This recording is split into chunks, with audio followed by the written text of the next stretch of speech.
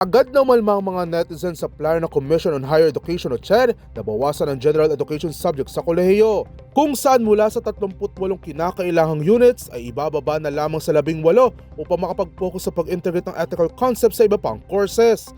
Ibig sabihin nito, tatanggilan ng ethics bilang standalone GE subject kung kaya't inihain ng CHED na hindi na required kunin ng mga estudyante ang ilang asignatura gaya ng philosophy, literature, art appreciation at ang controversial na Philippine history. Bagkus ililipat ang ilan sa mga kinakailangang asignatura sa senior high school.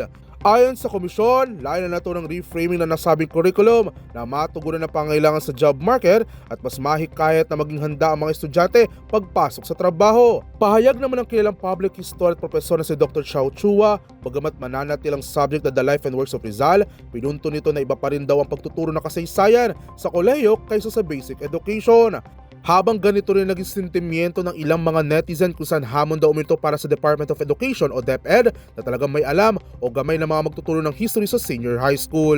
Dagdag pa dito ang umano'y survey ng CHED na pabor ang taong bayan na bawasan ang taon sa kolehiyo kung saan mula sa karaniwang 4 na taon ay 3.5 na lamang. Ngunit buwelta ng ilang netizens, hindi pa rin anila sapat na dahilan bagkus dapat ay pagtuunan ng pansin ang pagkakaroon ng sapat na pondo sa mga state university.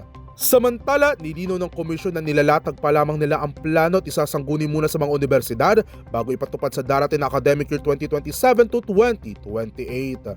Para sa DZRH TV, ito si James Galangi, una sa Pilipinas, una sa Pilipino.